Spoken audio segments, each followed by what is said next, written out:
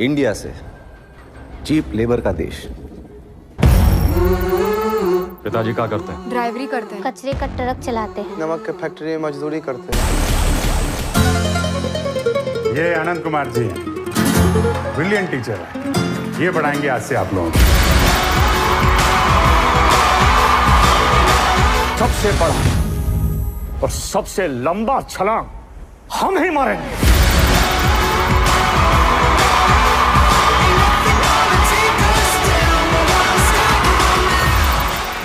मैं एक simple master हूँ, आप फिल्म में भी देखें। हमारा कोई ऐसे मोटिवेशनल स्पीकर के तौर पर बोलने का अनुभव नहीं है। मैंने बिंद्रा जी को बताया था कि भाई मैं तो ऐसा कुछ बोलता नहीं हूँ, आप जोश में ला देते हैं, सबके खून को गर्म कर देते हैं, आपके बोलने से धमनियों में खून तेज दौड़ने लगता है। मैं तो सीधा साधा देहाती मास्टर हूँ, मैं क्या बताऊँगा, हमसे तो ज़्यादा तेज लोग हैं यहाँ पर।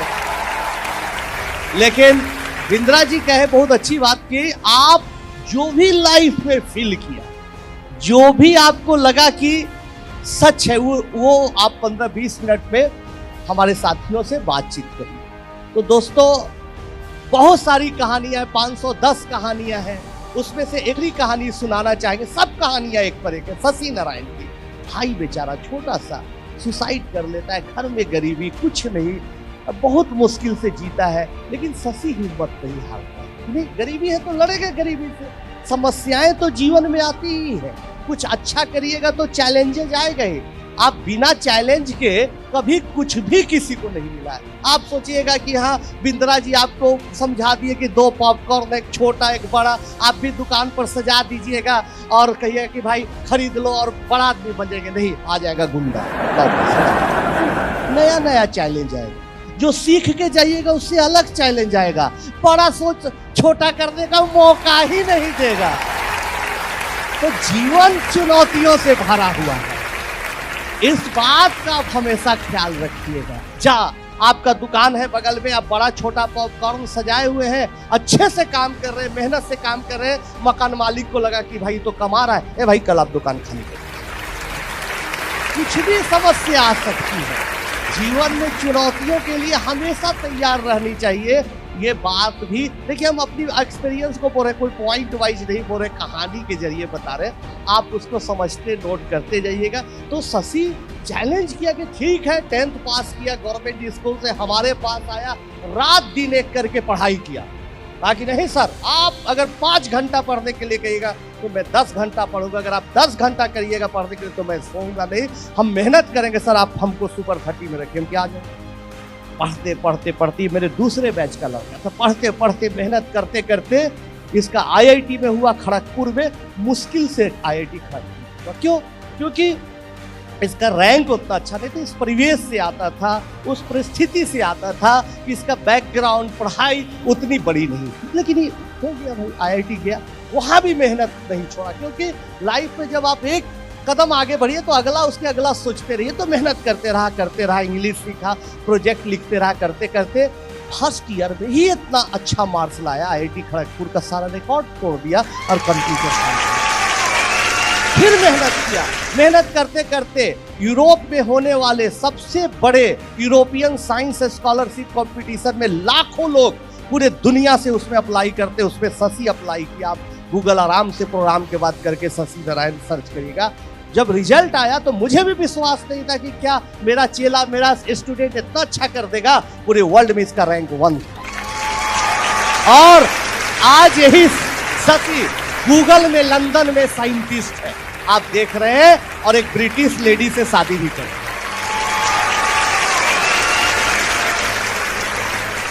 मेरा भी जन्म आप फिल्म में देखे थे, बहुत गरीब घर में हुआ। पिताजी पोस्टल एम्प्लॉय थे, कैम्ब्रिज में जो एडमिशन हुआ था उसकी खबरें बहुत जगह खबरें आई कि भाई आनंद कुमार के पास पैसा नहीं है, उनको मदद कर दीजिए, मदद करिए। कई बड़े बड़े अखबारों में कहीं कोई मदद नहीं। बहुत बार जीवन में ऐसी परिस्थितियां आएंगी कि आपको लगेगा कि कहीं से कुछ भी जुगाड़ लग जाता तो बहुत अच्छा होता। फिल्म में आपको एक घटना याद होगी, जो मिनिस्टर साहब ने बुलाया था पैसे के, याद होगी। फिल्म में जितना मिनिस्टर साहब ने अच्छी एक्टिंग की थी उतना तो फिल्म में दिखाया नहीं। मिनिस्टर साहब बोले कि आ जाना, पैसे की जरूरत होगी आ जाना। हम गए पिताजी के साथ, वैसे ही जनता दरबार लगा हुआ है, पॉलिटिकल बातें चल रही है, बोल रहे हैं मिनिस्टर साहब कि ठीक है मदद करेंगे, सबको आगे बढ़ाते चल जाए। जाति की बात, किस पार्टी को, किस कैंडिडेट को वोट कितना दिया जाए, कितना टिकट। माम मुझे विदेश जाना, कहाँ जाना है? हमें सर इंग्लैंड जाना है, कैम्ब्रिज जाना। ओ इंग्लैंड जाओ, अमेरिका जाओ, जापान और जर्मनी भी जाओ, अच्छा काम करो, लेकिन इस मिट्टी को जहां बिहार में तुम जन्मे हो कभी नहीं बोलना। इसी मिट्टी पर महावीर को कर्मभूमि रही है, गौतम बुद्ध को ज्ञान प्राप्त हुआ है, वापस यहाँ आके गिव बैक टू सोसाइटी करना जाओ। हैप्पी फिल्म में इसी कारण दिखाया गया, लेकिन क्लाइमेक्स फिल्म में नहीं दिखाया गया। फिल्म की अपनी एक छोटी सी उम्र होती है, टाइम होता है, उसी में दिखाया जाता है। फिर इसके बाद जो फिल्म में नहीं दिखाया गया वो पार्ट बता रहे हैं। हम पिताजी के साथ गए, बाहर गए, सड़क के उस तरफ चाय बिक रही थी, मंत्री जी के क्वार्टर के ठीक अपोजिट ठेले पर चाय बिक रही थी। हम पिता पुत्र चाय पी रहे थे। चाय वाला पिताजी से पूछा कि बेटा नौकरी मांगने गए थे क्या? डांट सुन क्या है क्या? एकदम चेहरा दोनों का ऑफ है। पिताजी बताए नहीं भाई ऐसी ऐसी बात है। चाय वाला गर्म हो गया, कट कौन भेज दिया इस मंत्री के पास आपको? कैसे गए? जो आदमी 3-4 महीने से मेरा उधार चाय मंगवा के पीता है, पैसा नहीं देता है, वो क्या आपको पैसा देगा? तो दोस्तों ये देश में बदलाव उसी वक्त आएगा जब आप लोग अच्छा व्यापार करेंगे। इस देश में बदलाव उसी समय आएगा जब आप लोग कोई नया इनोवेशन करेंगे। देश आपके सहारे है, राजनीतिज्ञों के सहारे नहीं है। इसको आप हमेशा नोट करिए। आप कितना अच्छा काम करते हैं ये महत्वपूर्ण है, आप कितना देश को टाइम देते हैं ये महत्वपूर्ण है। इसलिए आप इसको करिए, बहुत अच्छा है। बहुत बहुत धन्यवाद। बैठिए। फिर उसके बाद क्या हुआ?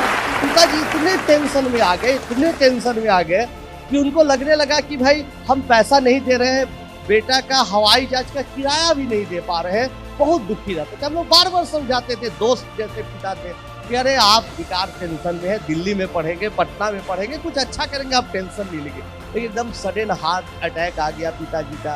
पूरा बारिश हो गई थी, मुश्किल से हॉस्पिटल ले गए, वहाँ उनको मृत घोषित किया। तब माँ पापड़ बनाने लगी। उस समय देखिए दोस्तों ऑप्शन था, पोस्टल डिपार्टमेंट में पिताजी के जगह पर हमारी नौकरी मिल रही थी। आप लोग जानते हैं अनुकंपा के आधार पर गवर्नमेंट ऑफ इंडिया देती है नौकरी देती है।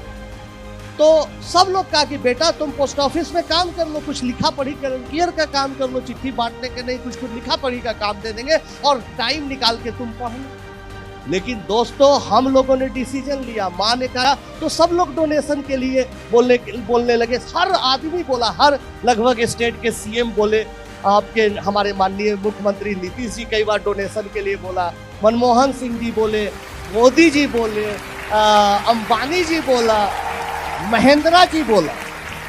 लेकिन दोस्तों फिर हमने समझौता नहीं किया। आज तक हमने 1 रुपया किसी से कोई कहीं जाके कुछ बोलते हैं, कहीं जाके कुछ पढ़ाते हैं, 2 पैसा आता है, इसी से हमारा परिवार और सुपर 30 के 300 बच्चों का भोजन भात चलता है। 1 पैसा नहीं।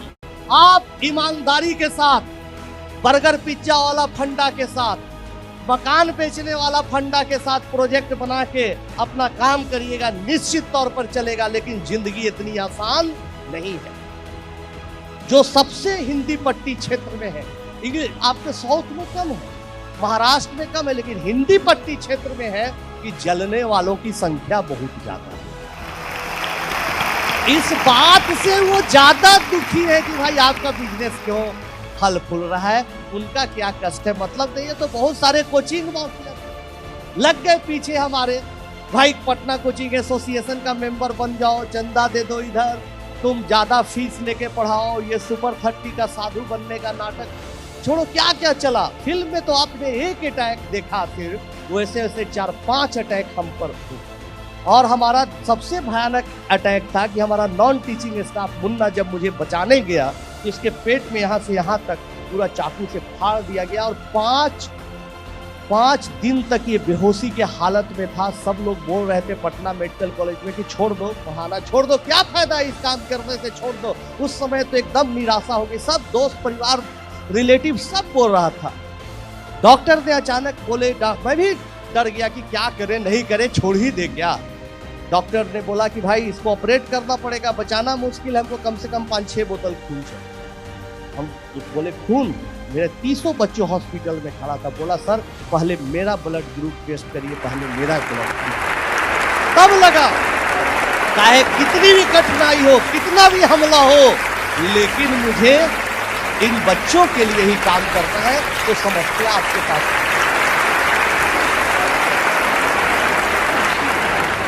सर एक्चुअली मैं भी, मेरा वर्ल्ड की टॉप यूनिवर्सिटी में सिलेक्शन हुआ तो यूरोप नहीं जा पाया। मैं भी एक कुछ कंट्रीब्यूट करना चाहता हूँ। मैं आपसे ये पूछना चाहता हूँ, इतना डिटर्मिनेशन, इतना डेडिकेशन, इतना पेशेंस कि अपनी पर्सनल हैप्पीनेस को सेक्रीफाइस करके आज पूरी दुनिया के लिए आप इतना बड़ा काम कर रहे हैं, इतना मोटिवेशन कैसे आ गया सर आपके अंदर? बहुत अच्छा सवाल है। बहुत बार हर इंसान को, आपको लगता होगा कि आजकल भी ऐसा हो सकता है कि कभी कभी मुझे भी निराशा होती है। ऐसा नहीं कि कोई आदमी, पहले तो दिमाग में आप ये रख लीजिए, कोई आदमी एकदम एब्सोल्यूट नहीं होता कि जिसको एकदम तकलीफों से लड़ ले, बहुत महान है, कोई ऐसा नहीं होता, सब नॉर्मल ही होता है। लेकिन मोटिवेशन आने का कई जगहों से आपको कारण खुद खोजना। ऐसा नहीं कि कोई आपको बताएगा या कोई, हर का अलग अलग हो सकता है। हमारे पिताजी जब गुजरे थे तो फिल्म में एक दृश्य दिखाया होगा, आपने देखा होगा कि एक कोट सिलाने गए थे हम। वो अपने कोट को छोटा करवा के इंग्लैंड जाने वक्त हमको एक कोट देने के लिए दर्जी के पास गए थे, हमारी माताजी के साथ। फिल्म में शायद आपको याद है, जब वो कोट सिला गया तो जाना था कैम्ब्रिज, कोट अलमारी में टांग दिया गया। पिताजी कह के अच्छा बेटा जब जाना तो इसको पहन के चलो। हमने कहा कि ठीक है भाई पहन के जाएंगे। लेकिन पिताजी की मृत्यु हो गई, कोट आज भी टंगा हुआ है। तो जब भी निराशा होती है, जब भी कुछ लगता है कि अब टूट गए, कोई रास्ता नहीं है, तो ही पिताजी द्वारा टांगा हुआ कोट को देखे थे कि पिताजी बोले थे कि जिस दिन तुम कैम्ब्रिज जाओगे बड़ा आदमी बनोगे, ये कोट को पहन लो। तो आज भी मेरा वो दिन नहीं आया है कि कोट मैं पहन सकूं, इसलिए कभी भी आप हमको कोट में कहीं नहीं देखते होंगे, कोई फोटो में कहीं मैं नहीं जाता। और मैंने सोचा है कि जिस दिन सच में मुझे लगेगा कि सोसाइटी के लिए कुछ अच्छा काम किया और ऊपर से देख रहे हैं हमारे पिताजी बहुत खुश है, उस दिन मैं जरूर कोट पहनूंगा। तो जब भी निराशा आती है तो सोचता हूँ कि मुझे वो कोट एक दिन जरूर पहनना है, इसलिए निराश नहीं होना है, थकना नहीं है और काम करना है।